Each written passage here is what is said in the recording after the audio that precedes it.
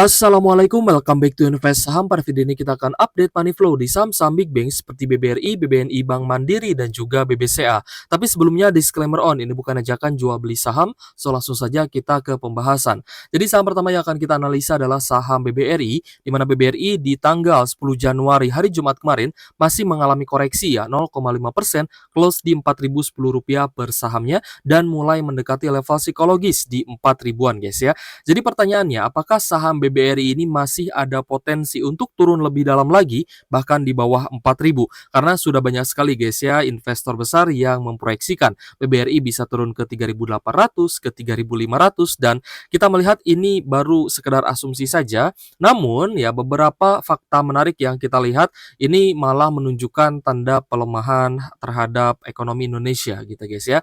Salah satunya adalah kebijakan dari makan siang gratis ya, yang kita lihat memang belum efektif, dan banyak sekali komentar-komentar negatif ya guys ya tentang makan siang gratis yang katanya jarang sekali anak-anak SD gitu ya, atau anak sekolah yang menyukai sayur mayur dan lain sebagainya.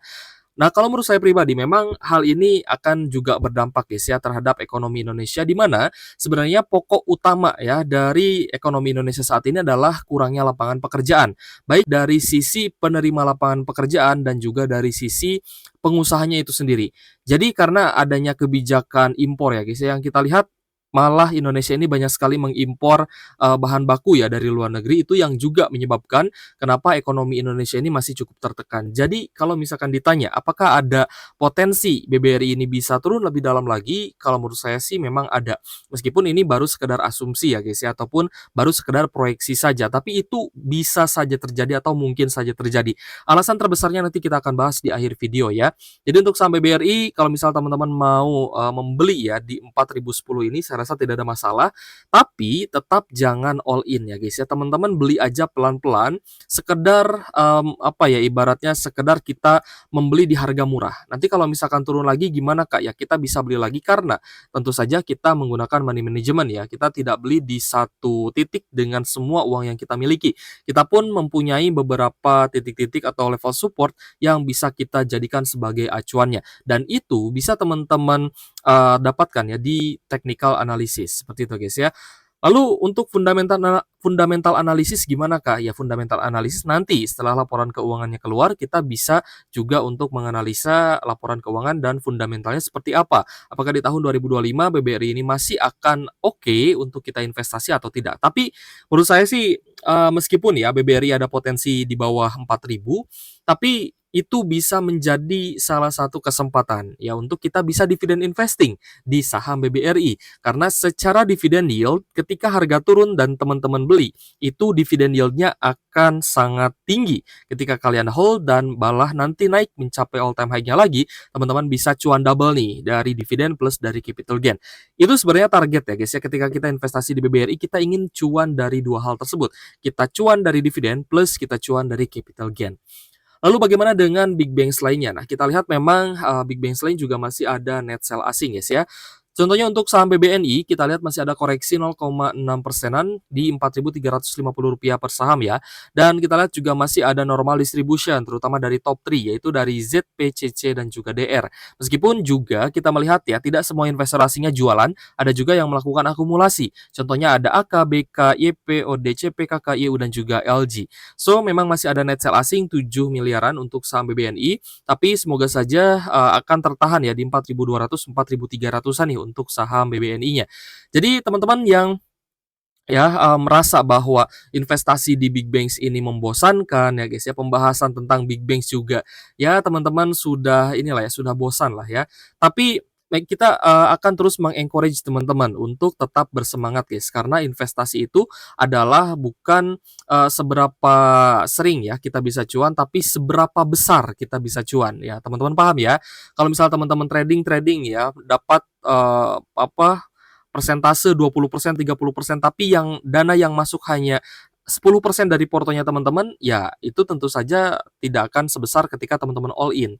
Dan di big banks ini tentu saja kita bisa all in dan kita bisa beli di harga yang lebih murah, dan nanti ketika ekonomi Indonesia semakin membaik ya pastinya saham-saham big banks juga bisa kembali rebound. Selanjutnya adalah Bank Mandiri, guys. Untuk BMRI masih ada koreksi 2,6%, close di Rp5.600 per saham. Nah, inilah yang selalu saya katakan ke teman-teman. Ketika naik jangan beli, guys, tapi ketika turun teman-teman beli gitu ya. Kenapa? Karena teman-teman yang beli di 5.700 dan melihat sekarang harganya di 5.600, mereka pasti bilang, "Wah, kalau gitu saya tahan aja nih sehari," gitu ya, untuk nanti beli lagi di 5.600. Ya, buat apa saya beli di 5.700? Nah, itu kan sebenarnya menjadi sebuah hal yang apa ya, membuat kita dilema lah ya. Tapi sebenarnya teman-teman jangan berpikir seperti itu. Ya, pokoknya setiap merah ya teman-teman coba untuk DCA. Tapi kalau misalkan memang sudah terlanjur beli ya di harga yang lebih tinggi ya sebenarnya tidak masalah juga. Tapi ini kita membiasakan ya untuk selalu berpikir dan bertindak sebagai kontrarian. Ya meskipun memang resikonya cukup besar ya, kalau misal kita bertindak sebagai kontrarian, tapi percayalah ya suatu saat pasti teman-teman akan melihat titik terangnya seperti apa ya ketika kita beli di harga bawah dan orang-orang ketika naik baru beli gitu ya. Jadi untuk Bank Mandiri masih ada big distribution terutama dari mayoritas investor asing meskipun kita lihat ya ada BBBK dan juga AI yang akumulasi tapi net sale-nya masih cukup besar 137,5 miliar untuk Bank Mandirinya. Sehingga, teman-teman masih harus bersabar hold, saham-saham big banks termasuk Bank Mandiri. Nah, sedangkan untuk BBCA meskipun, sempat ada koreksi ya hari, Jumat kemarin 1,2% di Rp9.725 per saham, tapi kita lihat memang cukup netral, malah asingnya melakukan akumulasi. So, CC yang distribusi di sini adalah investor domestik ya, sedangkan TP, BK, dan juga KZ yang melakukan akumulasi ini adalah investor asing. Sehingga di BBCA itu ada net buy 14,15 miliar. Nah, jadi, untuk saham-saham big banks ya setidaknya teman-teman harus tahan nih sampai di pembagian dividen final di tahun 2025 ini. Dan kerugian teman-teman juga harus dipotong ya dengan dividen yang teman-teman dapatkan. Misal teman-teman, masih floating loss 500 juta gitu ya, tapi teman-teman dapat, dividen nih ya 200 juta. Nah, itu juga sebenarnya harus dikalkulasikan gitu ya agar, teman-teman juga paham bahwa ketika kita hold jangka panjang untuk saham big banks ini, maka selama kita menunggu harga sahamnya rebound, kita tetap akan dapat keuntungan berupa dividen yang rutin dibagikan. Seperti itu ya. Oke, jadi ada beberapa faktor yang sebenarnya membuat IHSG ini kesulitan untuk naik dan juga saham-saham big banks. Salah satunya adalah rupiah ya guys ya.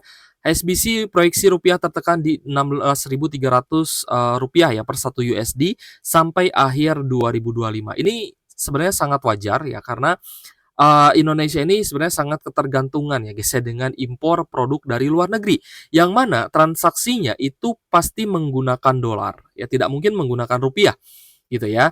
Tapi berbeda dengan ketika Indonesia ini ekspor, bahan tambang misalkan ya, atau pertambangan atau batu bara atau apapun, itu akan menggunakan dolar. Jadi pendapatan Indonesia bisa berbentuk dolar, tapi ketergantungan Indonesia akan dolar juga cukup tinggi karena ternyata Indonesia ini banyak sekali mengimpor bahan-bahan baku dari luar negeri. Ya contohnya teman-teman tahu lah ya, beras, bawang, dan segala macamnya itu sebenarnya yang juga ditanam oleh petani Indonesia sendiri itu tidak terserap, saya rasa seperti itu guys ya. Jadi ya untuk swasembada pangan 2025 ini sebenarnya harus benar-benar difokuskan.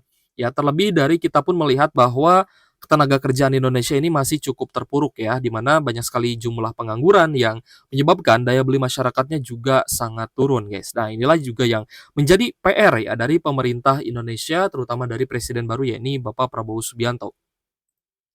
Rupiah masih terancam dikepung dolar Amerika Serikat dan tekanan jual surat utang negara. Nah, ini juga menjadi salah satu dampak ya guys ya dari melemahnya rupiah dan banyaknya tekanan jual ya terhadap surat utang negara obligasi Indonesia.